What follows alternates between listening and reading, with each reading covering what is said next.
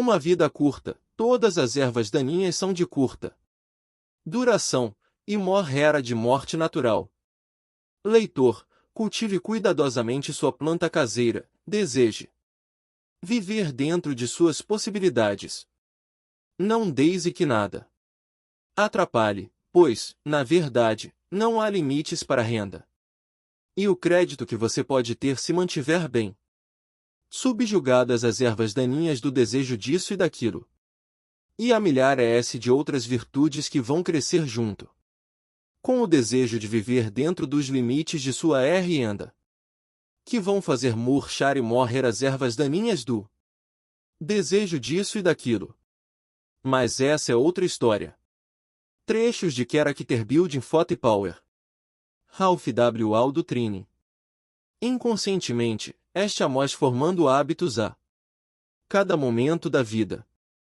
Alguns são de natureza desejável, outros, de natureza mais indesejável.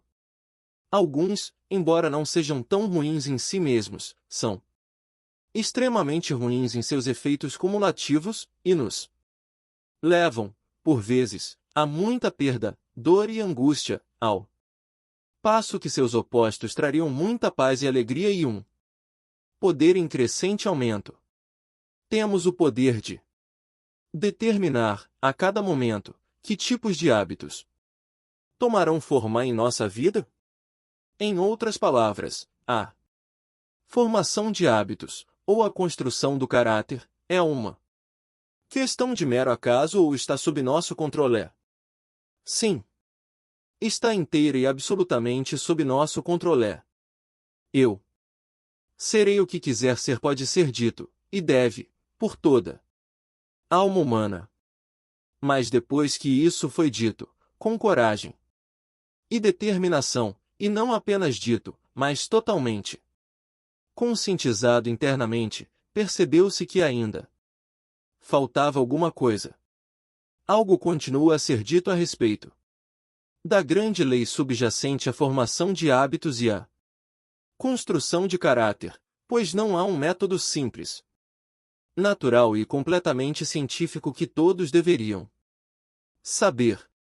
Este é um método pelo qual hábitos antigos, indesejáveis, e que nos prendem à terra podem ser quebrados, e hábitos novos, desejáveis, que nos elevam aos céus, podem ser adquiridos. Um método pelo qual a vida, em parte ou em sua totalidade, pode ser modificada, desde que a pessoa encare com seriedade suficiente conhecer e aplicar a lei. O pensamento é a força por trás de tudo. E o que queremos dizer com isso? Simplesmente isso: cada ato seu, cada ato consciente, é precedido por um pensamento. Seus pensamentos dominantes determinam suas ações dominantes. No reino de nossa própria mente, temos o controle absoluto, ou deveríamos ter, e se em algum momento não o temos, existe um método pelo qual podemos adquirir o controle e o domínio da mente, nos tornarmos verdadeiros mestres. A fim de chegar ao fundamento da questão, observemos essa verdade por um momento. Porque, se o pensamento é sempre pai de nossas ações, hábitos, caráter e vida, então, é necessário, primeiro, que saibamos totalmente como controlar nossos pensamentos. Vamos nos referir a essa lei da mente, que é a mesma que rege o sistema nervoso autônomo do corpo.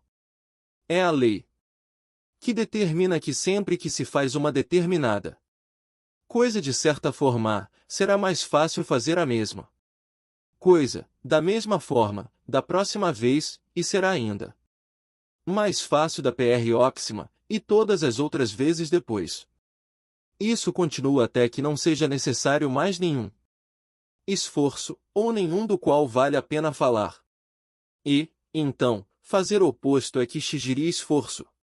A mente carrega consigo o poder que perpetua seu próprio tipo de pensamento, o mesmo que o corpo carrega por meio do Sistema nervoso autônomo, o poder que perpetua e torna constantemente mais fáceis seus próprios movimentos corporais. Assim, um simples esforço para controlar os pensamentos, uma simples tentativa de começar pode, no início, resultar em fracasso, que pode durar algum tempo. Mas, mais cedo ou mais tarde, esse esforço nos levará ao ponto de controle fácil, pleno e completo. Cada um de nós, então, pode ter aumentado seu poder de determinar e controlar os pensamentos, o poder de determinar que tipos de pensamentos vamos ou não abrigar. Tenhamos sempre em mente este fato: todo esforço sério para qualquer fim faz a realização desse fim se tornar um pouco mais fácil a cada esforço bem sucedido, mesmo que não se tenha conseguido nada. Além de fracasso em esforços anteriores. Esse é um caso em que até o fracasso é um sucesso, pois o fracasso não está no esforço, e todos os esforços sérios promovem o aumento do poder que vai, por fim, atingir o objetivo final. Portanto, podemos ter o poder total e completo de determinar que tipo de caráter, de pensamentos vamos abrigar. Vamos voltar nossa atenção a 2 ou 3 casos concretos. Tomemos o exemplo do caixa de um banco. Em seu jornal matutino ele lê que um homem ficou subitamente rico, fez fortuna em poucas horas por meio da especulação no mercado de ações.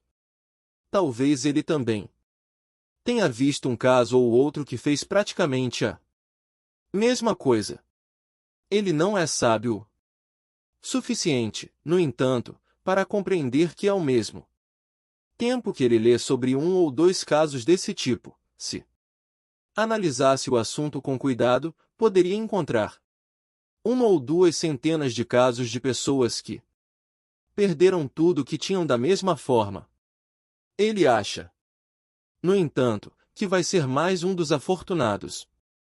Ele não percebe com perfeição que não há atalhos para a riqueza feita honestamente.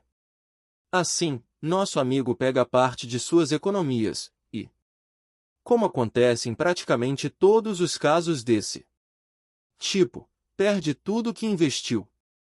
Então, ele pensa que sabe por que perdeu, e que se tivesse mais dinheiro, conseguiria recuperar o que perdeu, e talvez também fazer uma bela soma. Rapidamente. O pensamento que lhe vem é de usar alguns dos recursos sob sua custódia. Em 9 a cada 10 casos, se não todos os 10, os resultados que inevitavelmente acompanham isso são suficientemente bem conhecidos para tornar desnecessário o seguir. Onde foi que o homem encontrou segurança, à luz do que analisamos? Simplesmente aqui, no momento em que a ideia de usar os recursos pertencentes a outros para seu próprio opósito entrar em sua mente, se ele for sábio, imediatamente afastará o pensamento. Mas, se for tolo, vai abrigá-lo. Em proporção ao abrigo que lhe der, o pensamento vai vai se tornar absorvente. Em sua mente, vai, por fim, se tornar mestre de sua força de vontade.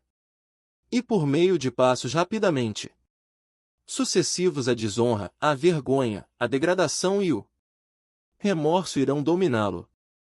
Seria fácil para ele afastar o pensamento quando ele entrasse na mente pela primeira vez, mas, se o abrigar, ele será em proporções tais que se tornará cada vez mais difícil tirá-lo da cabeça, e com o tempo, será praticamente impossível. A chama do fósforo, que com um simples suspiro a princípio teria sido extinguida, espalhou sua chama furiosa por todo o edifício, e agora é quase, se não totalmente, impossível dominá-la. Vejamos outro caso concreto. Um caso banal, talvez, mas no qual podemos ver como um hábito é formado, e também como esse mesmo hábito pode ser superado. Eis aqui uma jovem, que pode ser filha de pais pobres ou de pais ricos. Pode levar uma vida comum, ou estar em alta posição social, seja o que for que isso signifique. Ela tem bom coração, e, de modo geral, altos padrões. Ela saiu com alguns amigos de seu mesmo nível para passar uma noite agradável e se divertir. Eles tendem, às vezes, a agir de forma impensada, até mesmo descuidada. A sugestão é feita por um deles, não ficar bêbados, mas só beberem alguma coisa juntos. A jovem, querendo ser gentil, mal ouve a sugestão de sua consciência, que é melhor ela não entrar nessa com os outros. Ela não para tempo suficiente para perceber que a maior força e nobreza de caráter residem sempre em assumir uma posição firme do lado do bem e não se permitir influenciar por nada que possa enfraquecer essa decisão. Portanto, ela vai com seus amigos para o bar. Isso se repete agora, e depois, com as mesmas ou com outras companhias. E cada vez que se repete, seu poder de dizer não diminui gradualmente. Assim, cresceu um pouco seu gosto por bebidas alcoólicas, e ela bebe. Talvez de vez em quando, sozinha. Ela nem sonha, nem de longe percebe sua tendência, até que chega um dia em que desperta para a consciência do fato de que não tem o poder, nem mesmo o impulso, de resistir à bebida. O que gradualmente cresceu em uma forma menor de desejo por álcool. Achando, porém, que será capaz de parar quando estiver realmente em perigo de contrair o hábito de beber, sem pensar e sem cuidado ela segue adiante. Passaremos pelos diversos passos intermediários até o momento em que a encontraremos como alcoólatra. É apenas a mesma velha história, contada 1000 ou até mesmo 1 milhão de vezes. Nossa jovem, por fim, desperta para a sua verdadeira condição, e por conta da vergonha, da angústia, da degradação e da pobreza que lhe sobrevém, ela anseia pela volta dos dias em que era uma pessoa livre. Mas a esperança quase desapareceu de sua vida. Teria sido mais fácil para ela nunca ter começado, e mais fácil ter parado antes de chegar à sua condição atual. Mas, mesmo em sua condição presente, a mais baixa, mais impotente e sem esperança que se possa imaginar, ela tem o poder de sair dela e ser uma pessoa livre de novo. Vejamos. O desejo de beber surge novamente. Se ela acalenta o pensamento, o desejo perde-se novamente. Sua única esperança, seu único meio de escapar é o seguinte: no momento, sim, no próprio instante em que o pensamento surgir, ela tem que tirá-lo da cabeça. Assim, ela estará colocando para fora a pequena chama do fósforo. Se ela abrigar o pensamento, a pequena chama vai se alastrar, e quase antes de ela estar ciente, um fogo consumidor rugirá furioso, e, então, o esforço será quase inútil. O pensamento deve ser banido da mente no instante em que entra. Abrigá-lo significa fracasso e derrota, ou uma luta que será indescritivelmente mais feroz do que seria se ele houvesse sido expulso no início. E aqui temos que dizer uma palavra a respeito de certa grande lei que podemos chamar de lei da distração. Com isso queremos dizer que um pensamento pode ser posto para fora da mente mais facilmente e com mais sucesso, não com esforço nessa direção, e não pela tentativa de expulsá-lo diretamente, e sim levando a mente para outro objeto, colocando outro objeto de pensamento na mente. Pode ser, por exemplo, o ideal de pleno e perfeito autodomínio, ou pode ser algo de uma natureza completamente distinta do pensamento que se apresenta, algo que a mente aceita fácil e naturalmente. Essa outra vontade, com o tempo, torna-se o pensamento de absorção da mente, e o perigo passa. Essa linha de ação, repetida, vai gradualmente aumentar o poder de expulsar da mente, com mais facilidade, o pensamento de beber, assim que ele surgir, e aumentar o poder de colocar na mente esses objetos de pensamento ou desejos. O resultado será que, com o passar do tempo, o pensamento de beber vai aparecer cada vez menos, e, quando surgir, poderá ser posto para fora da mente mais facilmente a cada vez, até que chegue o momento em que poderá ser expulso sem dificuldade, e, então, virá o tempo em que o pensamento não vai nem entrar na mente. Vejamos ainda outro caso. Você pode ter uma natureza mais ou menos irritável, cuja ira é facilmente provocada. Alguém diz alguma coisa ou faz algo que não lhe agrada. E seu primeiro impulso é mostrar ressentimento, e, possivelmente, dar lugar à raiva. Na medida em que você permitir que esse ressentimento se expresse, que, se permitir dar lugar à raiva, ficará mais fácil fazer a mesma coisa quando qualquer motivo, ainda que leve, surgir. Além disso, será cada vez mais difícil para você se abster de seus velhos hábitos, até que o ressentimento, a raiva e possivelmente até o ódio e o desejo de vingança se tornem características de sua natureza, roubando-lhe seu esplendor, seu charme, seu brilho aos olhos de todos aqueles com quem você se relacionar. Por outro lado, digamos que no instante em que o impulso de ressentimento e a raiva surgem em você os identifica e leva sua mente para outro objeto de pensamento. O poder de fazer isso facilmente vai aumentar gradualmente, sozinho. Aos poucos, chegará um tempo em que quase nada poderá irritá-lo, nada poderá impulsioná-lo à raiva, até que o brilho e o encanto incomparáveis de sua natureza e disposição se tornarão normalmente seus, um brilho e um encanto que você nem julgaria possível hoje. E assim poderíamos pegar caso por caso, característica por característica, hábito por hábito. O hábito de ver fracasso em tudo e seu oposto são cultivados de forma idêntica, assim como a característica do ciúme e seu oposto, do medo e seu oposto.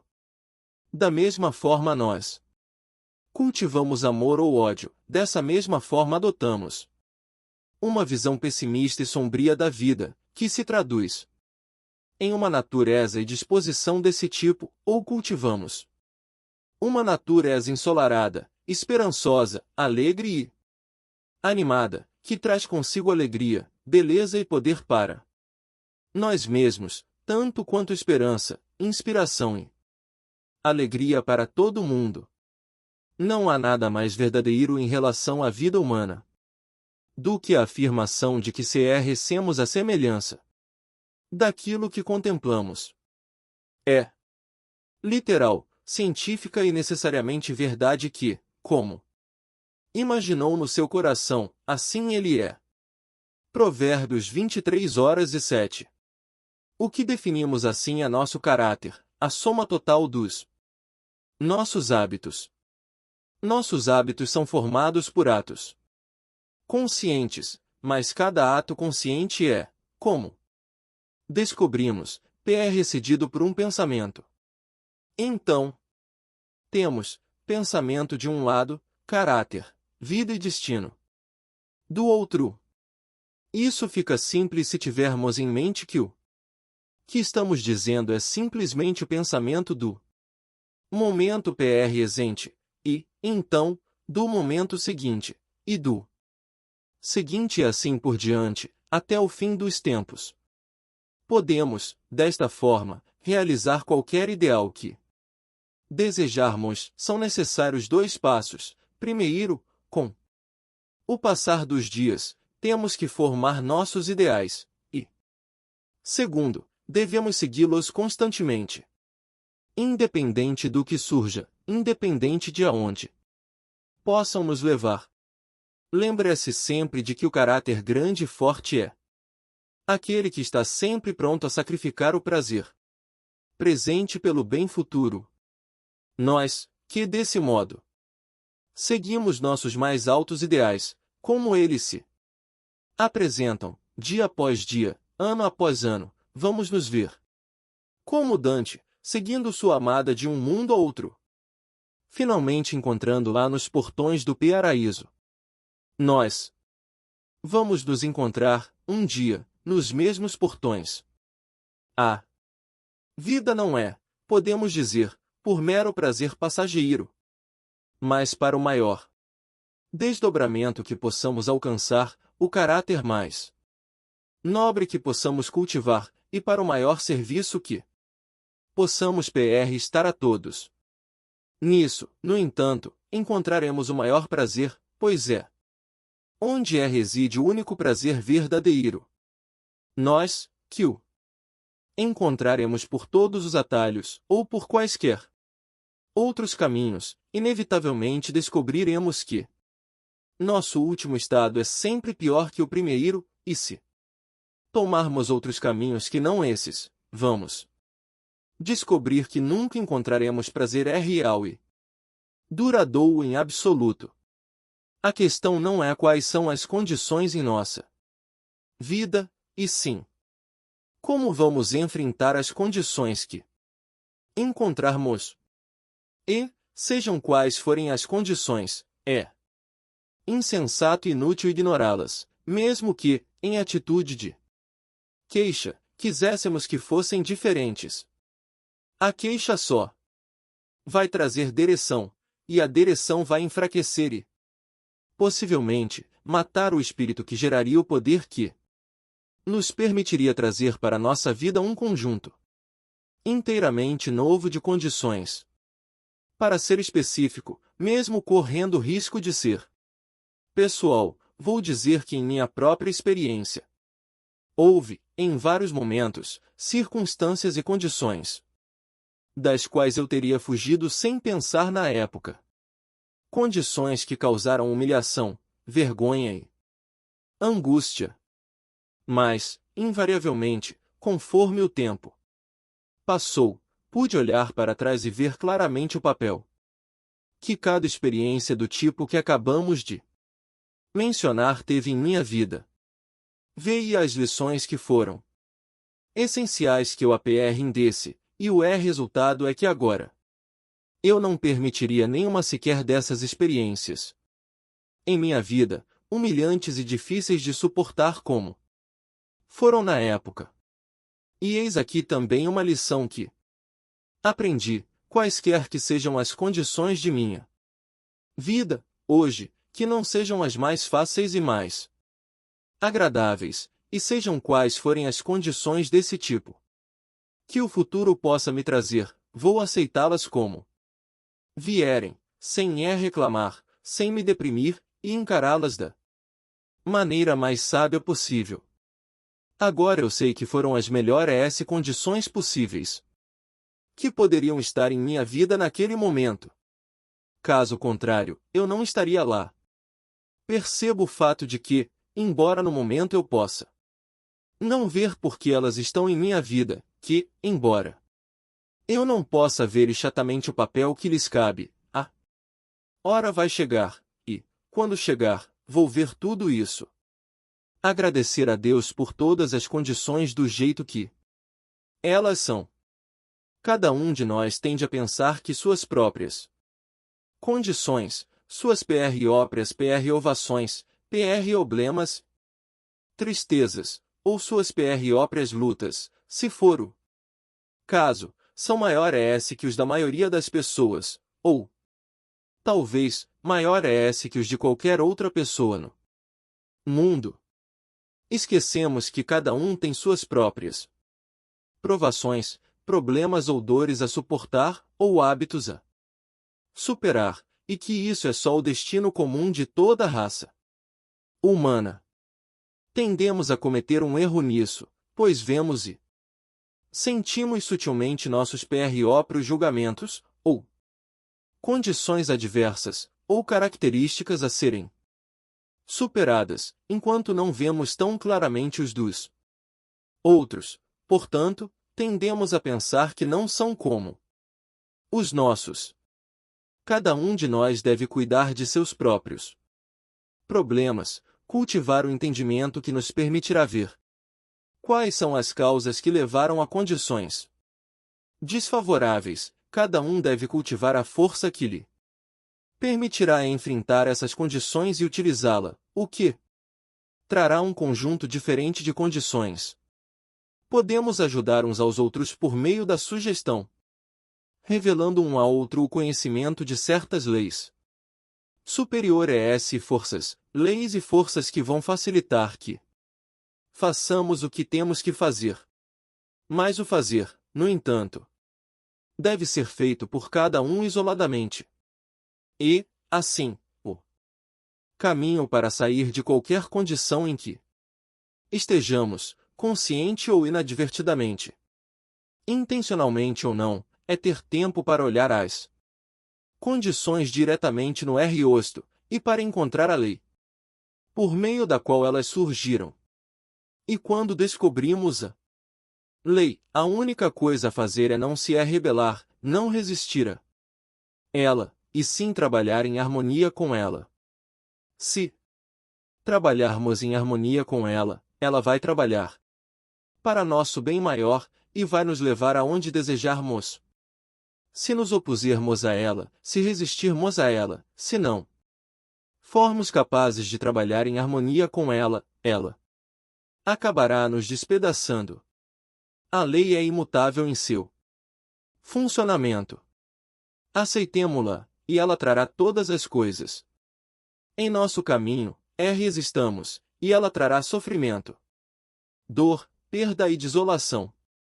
Alguns dias atrás, eu estava conversando com uma mulher que vive em uma pequena fazenda na Nova Inglaterra, de cerca de 2 hectares.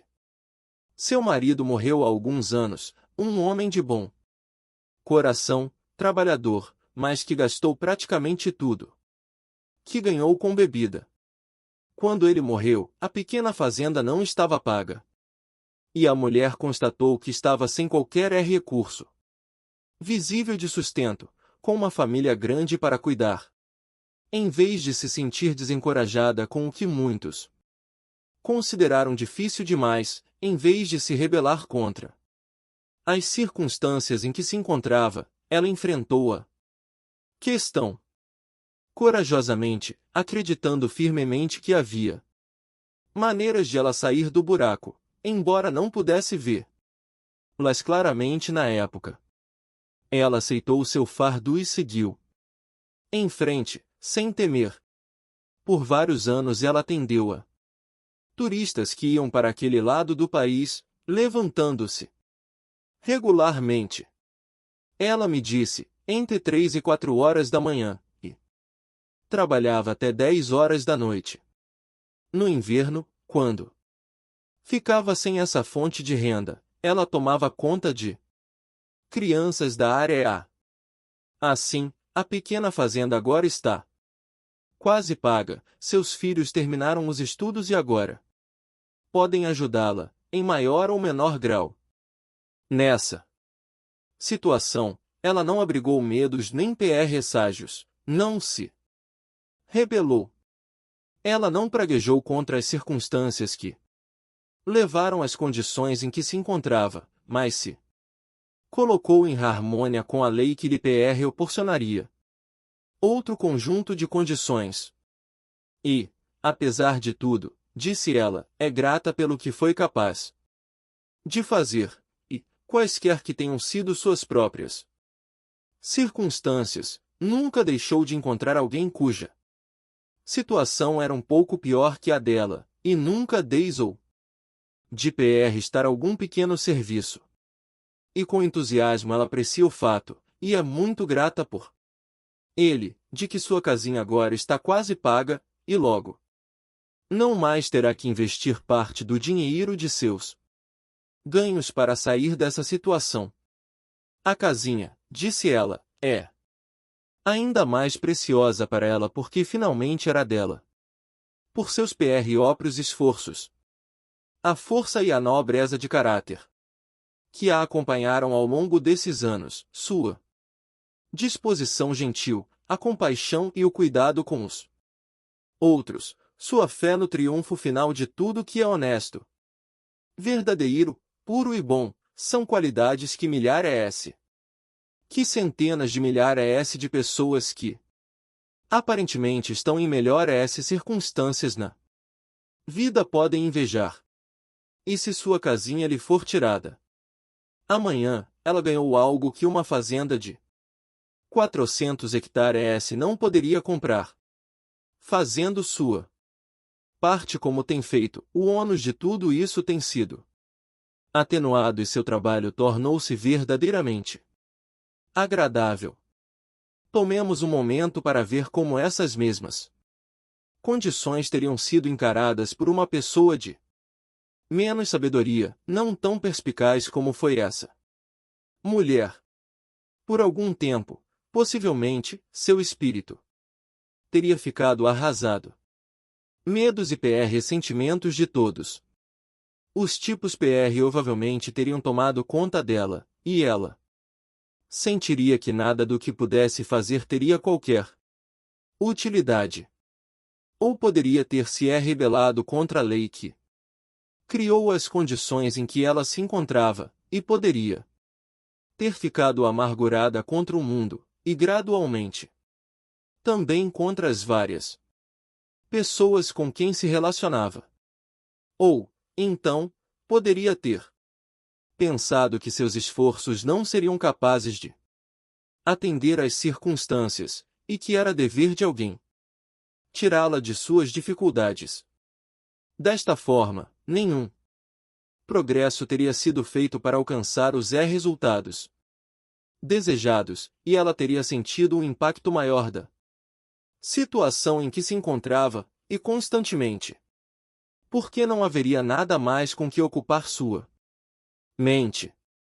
Assim, a fazendinha não teria sido sua, ela não teria conseguido fazer nada para os outros e sua natureza teria se tornado amargurada contra tudo e contra todos. Portanto, a questão não é quais são as condições em nossa vida, e sim como vamos encará-las. Isso vai determinar tudo. E se em algum momento tendermos a pensar que nossa própria sorte é a mais difícil que existe, e se em qualquer momento nos convencermos de que jamais poderemos encontrar alguém cujo destino seja um pouco mais difícil que o nosso, tomemos um tempo para observar as pessoas sem teto que vemos nas ruas. E, depois disso, dar graças a Deus porque nossas condições de vida são tão favoráveis. E, então, dediquemo-nos com espírito confiante e intrépido para concretizar as condições que mais desejamos. O pensamento está na base de todo progresso, de todo sucesso ou fracasso, de tudo que é desejável ou indesejável na vida humana. O tipo de pensamento que abrigamos tanto cria quanto atrai condições que se cristalizam, condições exatamente iguais em natureza ao pensamento que lhes dá forma. Os pensamentos são forças, e cada um deles cria conforme sua natureza, quer percebamos ou não. A grande lei do poder de atração da mente, que diz que igual cria igual, e que semelhante atrai semelhante, está constantemente em ação em toda vida humana, pois é uma das grandes leis imutáveis do universo. Primeiro, tomemos tempo para ver claramente as coisas que queremos alcançar, e, depois, para manter esse ideal com firmeza e consistência em nossa mente. Nunca permitindo que a fé, força positiva de pensamento, esmoreça ou seja neutralizada por dúvidas e medos. E, então, comecemos a fazer a cada dia o que nossas mãos encontrarem para fazer, nunca reclamando, mas usando o tempo que gastaríamos reclamando para focar a força de nosso pensamento no ideal que nossa mente construiu, e, mais cedo ou mais tarde, teremos a materialização completa daquilo a que nos dedicamos. Há aqueles que quando começam a compreender o fato de que existe algo que podemos chamar de ciência do pensamento, em seu entusiasmo inicial, não são capazes de ver os resultados tão rapidamente quanto esperam. Quando começam a perceber que por meio da instrumentalidade interna, espiritual, da força de nosso pensamento, temos o poder de, gradualmente, moldar as condições da vida cotidiana, tendem a pensar, portanto, que não há muito poder nessa nova informação, afinal. Mas devem lembrar-se que no esforço de largar um velho hábito ou cultivar um novo, tudo não pode ser feito de uma só vez. À medida que tentamos usar a força do pensamento, cada vez nos tornamos mais capazes de usá-la de forma mais eficaz. O progresso é lento no início, acelerando à medida que avançamos. O poder cresce pelo uso, ou, em outras palavras, o uso faz o poder aumentar constantemente. Isso é regido por uma lei, a mesma que rege todas as coisas que estão em nossa vida, e todas as coisas do universo relacionadas conosco. Cada ato e progresso feitos pelo músico estão em plena conformidade com a lei. Ninguém que comece a estudar música pode, por exemplo, sentar-se ao piano e tocar a peça de um mestre na primeira tentativa. Não devemos concluir, no entanto, que nós, ou qualquer outra pessoa, não podemos tocar a peça do mestre e começamos a ensaiar a peça, a lei que já mencionamos vem em nosso auxílio, segundo a qual nossa mente segue a música mais facilmente, mais rapidamente e mais acertadamente a cada vez sucessiva. E também entra em operação a lei que rege a ação do sistema nervoso autônomo, que também notamos. Sob essa lei nossos dedos coordenam seus movimentos com os de nossa mente mais facilmente, mais rapidamente e com mais precisão a cada vez sucessiva, até que, aos poucos, chega o momento em que superamos o primeiro momento, em que não há harmonia, nada além de discordia, e finalmente se revela a música do mestre, a música que emociona e move multidões de homens e mulheres. Isso é o uso da força do pensamento. É na reiteração, na repetição constante do pensamento que cresce o poder de focar com mais força e constância, o que, por fim, traz a manifestação. Há a construção do caráter também, não só nos jovens, mas nos velhos. E quanta diferença existe em pessoas idosas! Quantos envelhecem graciosamente e quantos de formas de natureza tão diferente! Há uma doçura e um encanto que se combinam na velhice de uma forma atraente. Alguns se tornam cada vez mais caros para os amigos e os membros da família imediata, enquanto outros ficam possuídos pela ideia de que seus amigos, membros da família lhes têm menos estima que antes, e muitas vezes não estão muito equivocados. Uns veem cada vez mais vida para desfrutar, outros veem cada vez menos. Uns se tornam mais queridos, atraentes, outros nem tanto. E por quê? É algo aleatório? De jeito nenhum. Pessoalmente, eu não acredito que exista acaso em toda a vida humana, nem no mundo ou no grande universo em que vivemos.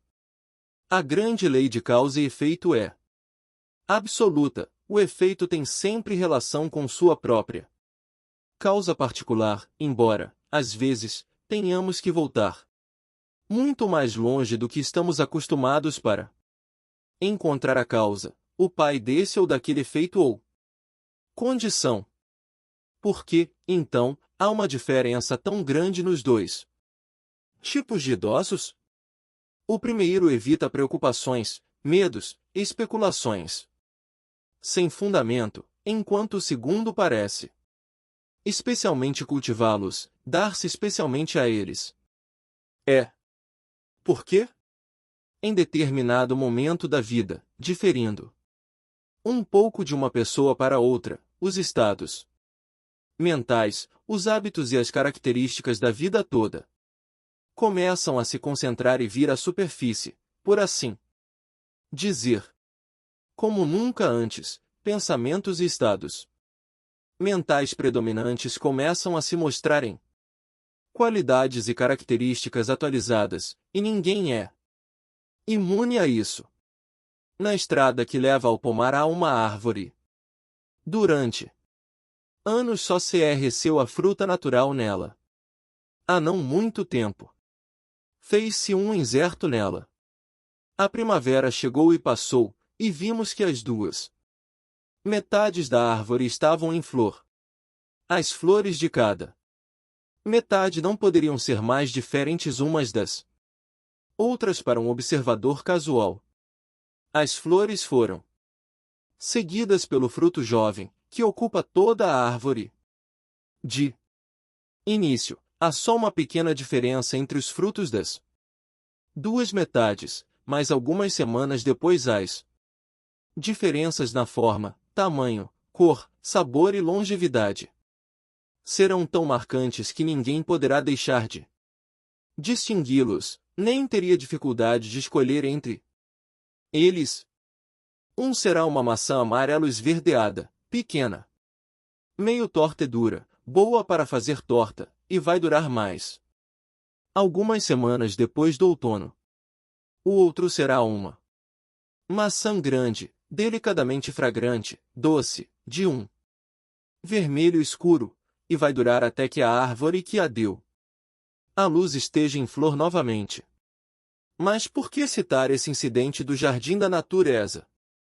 Até certo período de crescimento do fruto, embora interiormente, a forma das qualidades das maçãs era levemente diferente, desde o início pouco havia que as distinguisse. Em determinado período do crescimento, no entanto, suas qualidades internas diferentes começaram a se exteriorizar, de forma tão rápida e marcante que os dois frutos se tornaram muito diferentes, de modo que, como vimos, ninguém poderia hesitar ao escolher um ou outro. E conhecendo a alma, ou as qualidades determinantes de cada uma, podemos dizer de antemão, com certeza absoluta, como cada maçã, o PR ou duto exteriorizado de cada metade da árvore, e será. E é semelhante na vida humana. Se quisermos ter uma velhice bonita e atraente, precisamos começar na juventude e na meia-idade. No entanto, se negligenciarmos ou falharmos, poderemos, então, sabiamente nos adaptar às circunstâncias e zelosamente pôr para funcionar todas as necessárias forças, influências de contrabalanço.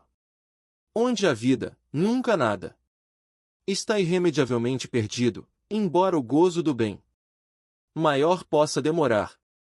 Mas se quisermos ter uma velhice especialmente bonita e atraente, devemos começar no início e no meio da vida, pois na velhice, por uma espécie de processo de arredondamento, os velhos hábitos de pensamento começam a adquirir um poder fortemente dominante, e eles começam a vir à superfície. medo e preocupação, egoísmo, autoritarismo, avareza. Apego, reclamações, tendência a ver fracasso em tudo. Irritação, pensamento e ação escravizados ao pensamento ou opiniões dos outros, falta de consideração e compaixão pelos outros, falta de caridade. Em relação aos pensamentos, motivos e atos dos outros. Falta de conhecimento das poderosas e inevitáveis qualidades de construção de pensamento, bem como a falta de fé na bondade, no amor e no poder éternos da fonte de nosso ser, combinam-se na hora de criar a velhice daqueles em quem encontram vida. A vida se torna estéril, triste, indesejada, desinteressante ou até repelente para si, bem como para os outros. É o tipo de vida que não raro se encontra em pessoas que detêm esses pensamentos e limitações. Seus opostos, porém, parecem ser ajudados por seres celestiais para conseguirem uma velhice alegre, esperançosa, útil, bela e sagrada, que é tão bem-vinda e tão atraente, tanto para ela mesma quanto para todos aqueles com quem a pessoa se relaciona. Além disso, ambos os tipos de pensamentos, qualidades e disposições se exteriorizam na voz e nas peculiares maneiras de marcar o rosto, nas rugas ou na falta delas. E também nas condições saudáveis ou não da mente, do corpo, e na susceptibilidade a distúrbios e deficiências de vários tipos. Não é uma coisa ruim para cada um de nós, no início da vida, ter um pouco de filosofia. Será muito útil à medida que avançarmos na vida. Será muitas vezes uma fonte de grande conforto, bem como de força, em tempos difíceis na terceira idade. Podemos até, embora delicadamente, debochar de quem lança a mão de um pouco de filosofia, mas, a menos que tenhamos algo semelhante, virá o tempo em que a falta disso vai nos ridicularizar. Pode ser, mas não necessariamente, que a pessoa que filosofa nem sempre tenha sido tão bem-sucedida em termos de dinheiro ou puramente de negócios. Mas o fato de tê-la dá algo de muito verdadeiro na vida, pelo qual a pessoa sem dinheiro ou sucesso nos negócios anseia, sem saber o que é, e não há dinheiro suficiente no mundo para pagá-la, ela sabe. É sábio encontrar nosso centro cedo, mas, antes tarde do que nunca. Mas, tarde ou cedo, a única coisa a fazer é encontrá-lo. Enquanto estamos na vida, a única coisa essencial é fazer nossa parte bravamente e bem feita, e manter nosso interesse ativo em todas as suas fases diferentes. Assim como o melhor é ser capaz de nos adaptarmos sempre às novas condições. É somente por meio dos ventos do céu, soprando sobre ela constantemente, mantendo-a sempre em movimento, ou por seu contínuo movimento para ente, que a água no rio se mantém doce e clara. De outra forma, ela ficaria estagnada e coberta de limo. Se somos atraentes ou não para nós mesmos e para os outros, a causa está em nós mesmos. Isso é verdade para todas as idades, e é bom que nós, jovens ou velhos, reconheçamos isso. É bom, também, que nos adaptemos aos idosos próximos, mas dificilmente seria justo para eles pensar que toda adaptação é tarefa exclusiva dos jovens, que os mais velhos não têm essa obrigação. A velhice, às vezes, perde muito de sua atratividade por conta desse tipo de pensamento peculiar. O princípio da reciprocidade deve ser mantido em todas as idades da vida, e, seja quando for, se não formos capazes de observá-lo, resultará sempre, mais cedo ou mais tarde, em nossa própria ruína. Estamos todos na grande peça teatral da vida, comédia e tragédia, sorrisos e lágrimas, sol e sombra, verão e inverno, e na hora certa representamos todos os papéis. Seja qual for o nosso, devemos assumi-lo a qualquer tempo, sempre com bravura e com o fundo a PRS por cada oportunidade, e mantendo um entusiasmado estado de vigilância a todo momento, conforme a peça progride. Uma boa entrada e uma boa saída contribuem fortemente para que representemos um papel digno.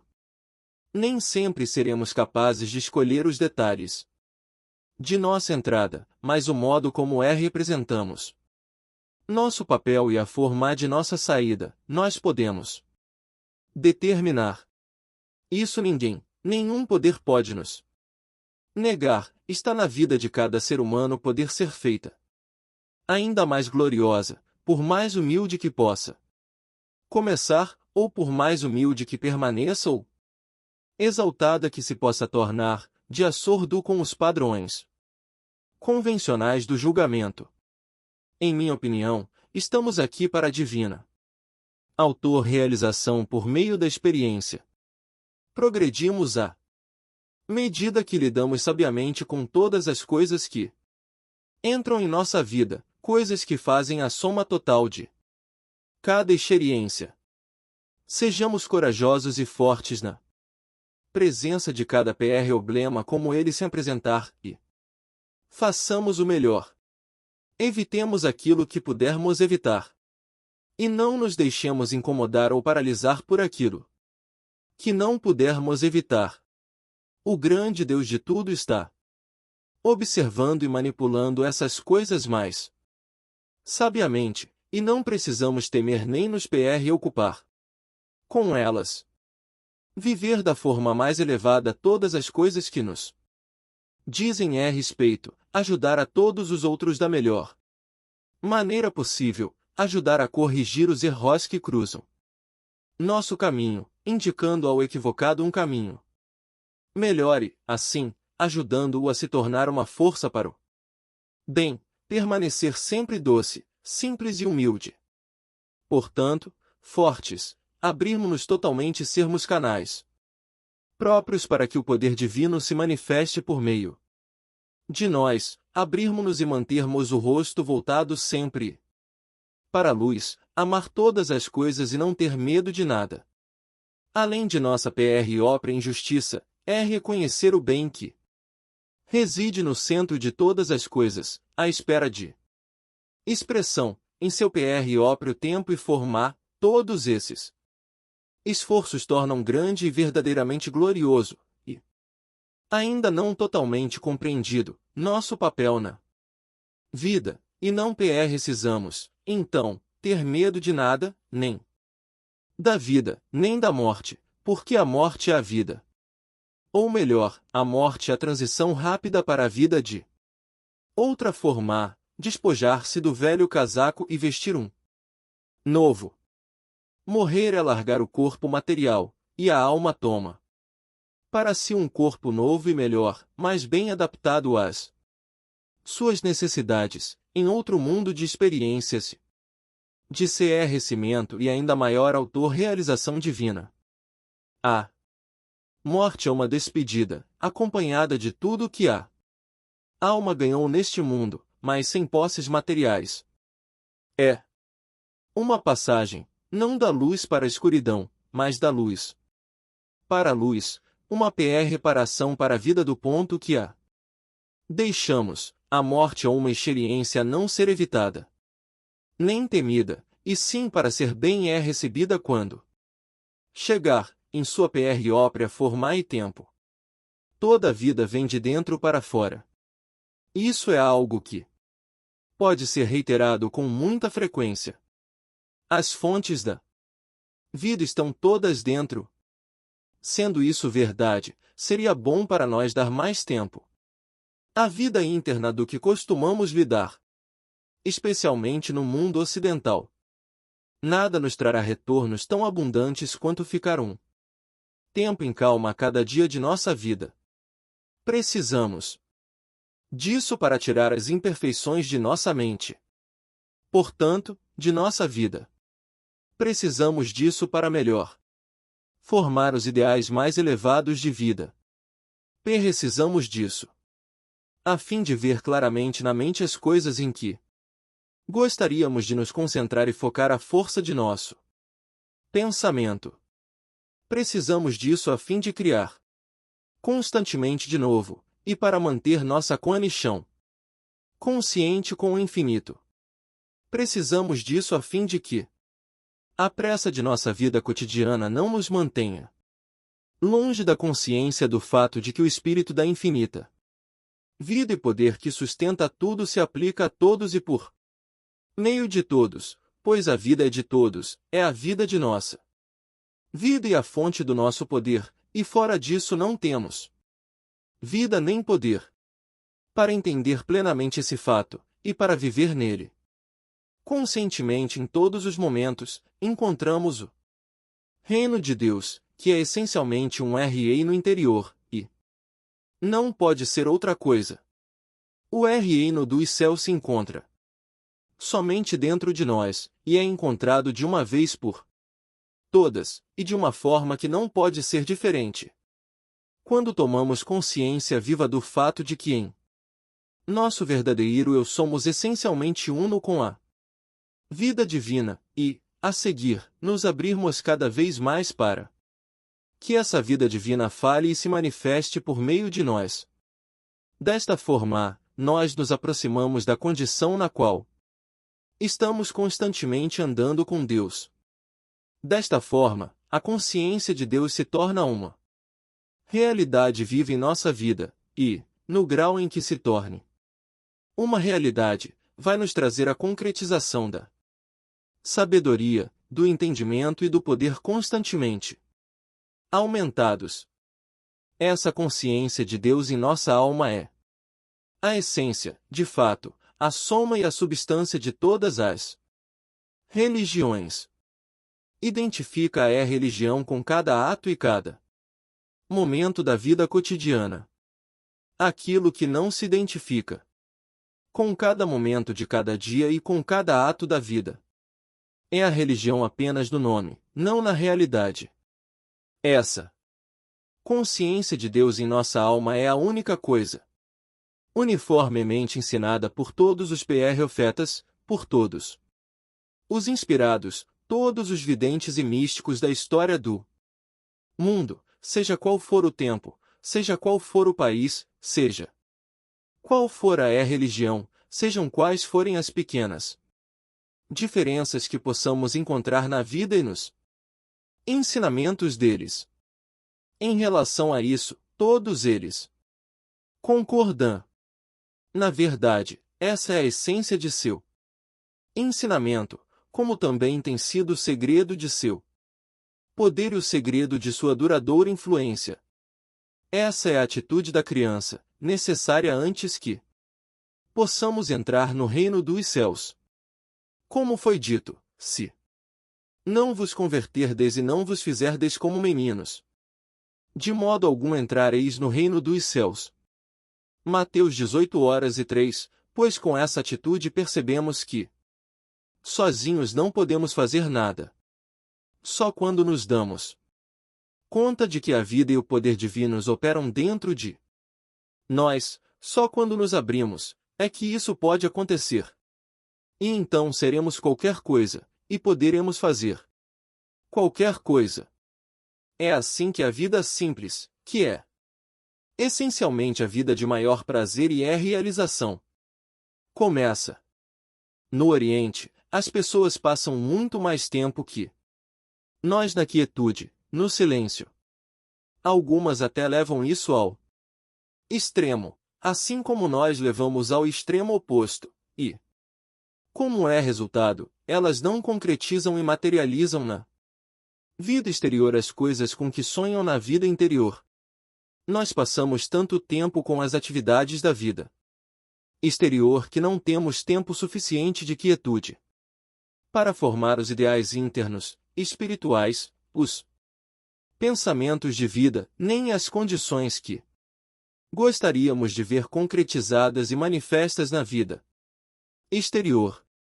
O resultado é que levamos a vida de uma forma caótica, do jeito que ela chega, sem pensar muito nisso, até que somos empurrados a algumas experiências amargas, em vez de moldarmos a vida, utilizando as forças internas, exatamente da maneira que gostaríamos que ela fosse. Precisamos encontrar o feliz equilíbrio entre o Oriente e o Ocidente a esse respeito, e evitar os dois extremos. Somente isso propiciará a vida ideal, e só a vida ideal é completamente satisfatória.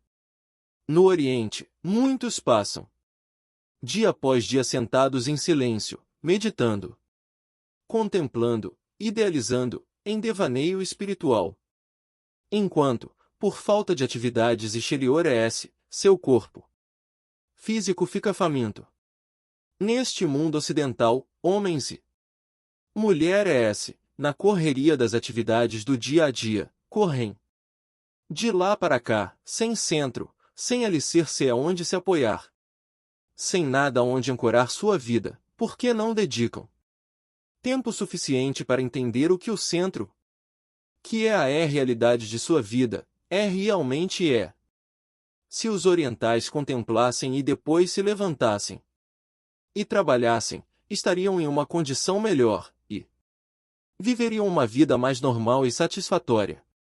Se nós, no Ocidente, dedicássemos mais tempo à contemplação na correria e nas atividades da vida, mais tempo à meditação, à idealização, à familiarização com o nosso verdadeiro eu, e depois trabalhássemos manifestando os poderes de nosso verdadeiro eu, seríamos muito melhores, porque estaríamos vivendo uma vida mais normal e mais natural.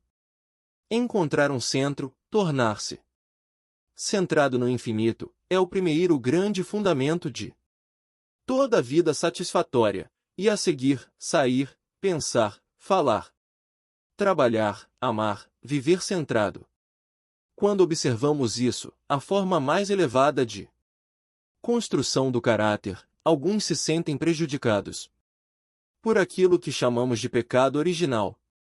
Em certo sentido, eles estão certos, em outro sentido, estão totalmente errados. Esse é o pensamento que influenciou nossos antepassados, que nascemos em um estado de pecado. Pois bem, em primeiro lugar, é um pouco difícil entender a justiça disso, se for verdade. Em segundo lugar, também é um pouco difícil entender por que seria verdade. E em terceiro lugar, não há verdade nenhuma nisso. Estamos agora lidando com o verdadeiro eu essencial, e, como o velho Adão, Deus é eterno. Isso significa que você, que eu, que cada alma humana é eterna. Quando entendemos plenamente esse fato, vemos que a ideia do estado de pecado é muito frágil. A vida de cada um de nós está em nossas próprias mãos, e nós podemos fazer seu caráter, sua consecução, seu poder, sua autorrealização divina, e, portanto, sua influência. Exatamente o que vamos fazer. Todas as coisas com que mais carinhosamente sonhamos são nossas, ou podem se tornar nossas, se formos verdadeiramente sérios, e à medida que nos elevamos mais e mais, rumo aos nossos ideais, e que aumenta nossa força e influência de nosso caráter. Tornamo-nos exemplo e inspiração para todos aqueles com quem nos relacionamos. Por meio de nós, então, o fraco e o hesitante são encorajados e fortalecidos, de modo que aqueles de baixos ideais e de baixo tipo de vida, instintiva e inevitavelmente têm seus ideais elevados, e os ideais de ninguém podem ser elevados sem que se manifestem na vida exterior. À medida que avançamos na compreensão do poder e da Potência da força do nosso pensamento, descobrimos que, por meio do processo de sugestão mental, podemos ajudar aqueles que são fracos e que estão lutando, enviando a eles, de vez em quando, os mais elevados pensamentos, ideias de maior força, sabedoria e amor, e constantemente mantendo-os nesses pensamentos. O poder da sugestão mental tem enormes possibilidades de fazer o bem se o estudarmos cuidadosamente, se o compreendermos totalmente e o usarmos corretamente. Aqueles que dedicam tempo suficiente a formar seus ideais no silêncio, tempo suficiente para fazer e manter com constância sua conexão consciente com o infinito, com a vida e as forças divinas, são os que melhor se adaptam à vida ardua. Podem sair e lidar com sagacidade e poder com qualquer problema que possa surgir nos assuntos da vida cotidiana. Eles estão construindo não para os anos, mas para os séculos, não para o tempo, mas para a eternidade. E eles podem sair sem saber aonde ir, mas sabendo que a vida divina dentro deles nunca vai decepcioná-los, que vai levá-los até que encontrem o divino face a face. Eles estão construindo para os séculos, porque só aquilo que é mais elevado, mais verdadeiro, mais nobre, melhor resiste à prova dos séculos. Eles estão construindo para a eternidade, porque, quando a transição que chamamos de morte ocorrer, a vida, o caráter, o autodomínio e a autorrealização divina são as únicas coisas que a alma, quando despojada de todo o resto, leva consigo, essas coisas que eles tiveram em abundância na vida. Quando o tempo de transição para outra forma de vida chega, eles nunca receiam, nunca temem, porque sabem que por trás deles, dentro deles, além deles está o amor e a sabedoria infinita, e nisso estão eternamente centrados, e disso nunca podem ser separados. Com John G. R. Leaf Whittier, eles cantam: eu não sei onde suas ilhas levam suas frondosas palmeiras no ar. Eu só sei que não posso vagar longe de seu amor e cuidado. 4. Nota 4. Tradução livre do poema de Cernal Goodens, de John G. R. Leaf Whittier. N. da T.